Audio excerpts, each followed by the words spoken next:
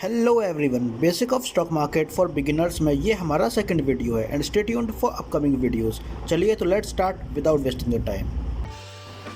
आज की इस वीडियो में हम देखेंगे what is demat account and trading account, why demat and trading account needed, what is depository and depository participant.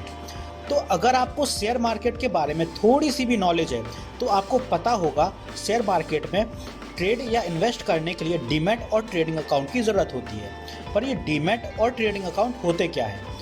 कुछ साल पहले जब टेक्नोलॉजी उतनी एडवांस नहीं थी तो शेयर्स को फिजिकली ही ट्रेड किया जाता था।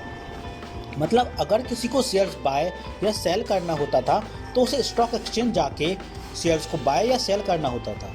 शेयर्स को बाय सेल करने पे एक फिजिकल डॉक्यूमेंट देते थे जिसे हम शेयर सर्टिफिकेट कहते थे। इसी तरह से शेयर्स को बाय या सेल करने का कुछ डिसएडवांटेज थे। नंबर 1, टाइम कंज्यूमिंग प्रोसेस, जिससे बायर्स को शेयर्स मिलने में कई हफ्ते लग जाते थे। सेकंड इज, शेयर्स को फिजिकल फॉर्म में ट्रेड किया जाता था जिसे इसमें मिस स्टेटमेंट के चांसेस होते थे। Durability of shares certificate, shares को हार्ड फॉर्म में दिया जाता था, मतलब वो एक पेपर डॉक्यूमेंट होता था जो समय के साथ डिस्ट्रॉय या खो जाता था, जिससे इन्वेस्टर को बहुत प्रॉब्लम होती थी। तो समय के साथ टेक्नोलॉजी डेवलप हुई और सेबी के द्वारा शेयर्स को डीमैटेरियलाइज कर दिया गया। शेयर एक फिजिकल डॉक्यूमेंट होता था जो मैटेरियलाइज फॉर्म में होता था। नाउ डीमैटेरियलाइज मतलब changing materialistic thing into a different form. तो शेयर्स को इलेक्ट्रॉनिक फॉर्म में कन्वर्ट कर दिया गया। अब ये डीमैटेरियलाइज शेयर जहां इलेक्ट्रॉनिक फॉर्म में स्टोर होते हैं उसे हम डीमैट अकाउंट कहते हैं। डीमैट वर्ड डीमैटेरियलाइज वर्ड से आया है। तो जब भी आप किसी शेयर को होल्ड करके रखते हो तो वो हमारे डीमैट अकाउंट में स्टोर होता है। अब जानते हैं डीमैट अकाउंट और ट्रेडिंग अकाउंट क्या होते हैं और इनके क्या यूजेस होते हैं। जब भी हम शेयर मार्केट में शेयर्स को बाय या सेल करते हैं तो पेमेंट या कैश रिसीव करने के लिए जिस अकाउंट की ज़रूरत होती है उसे हम ट्रेडिंग अकाउंट कहते हैं। आप सेकेंडरी मार्केट में शेयर्स का ट्रांजैक्शन अपने बैंक अकाउंट से नहीं कर सकते हैं। उसके लिए आपको ट्रेडिंग अकाउंट की ज़रूरत होती है जो डायरेक्टली आपके बैंक अकाउंट से लिंक होता है। अगर आपको शेयर्स बाय करने होते हैं तो आप अपने बैंक अकाउंट से ट्रेडिंग अकाउंट में पैसे ऐड करके शेयर्स को बाय कर सकते हैं। इसी तरह जब आपको शेयर्स को सेल करना होता है तो पैसे आपके ट्रेडिंग अकाउंट में आते हैं और वहां से आपके बैंक अकाउंट में ट्रांसफ़र कर सकते हैं।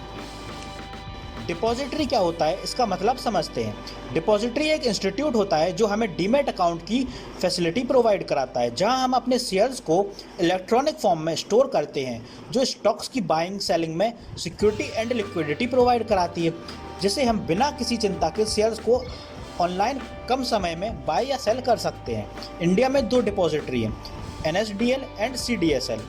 अब डिपॉजिटरी पार्टिसिपेंट क्या होता है? डिपॉजिटरी पार्टिसिपेंट डिपॉजिटरी के एजेंट होते हैं जो हमें इन्वेस्टर और डिपॉजिटरी के बीच मीडिएटर का काम करते हैं। इंडिया में कई डिपॉजिटरी पार्टिसिपेंट हैं जैसे angel one, Zerodha, Upstox, grow, share Khan, HDFC bank security और भी ऐसे बहुत सी डिपॉजिटरी पार्टिसिपेंट हैं इंडिया में।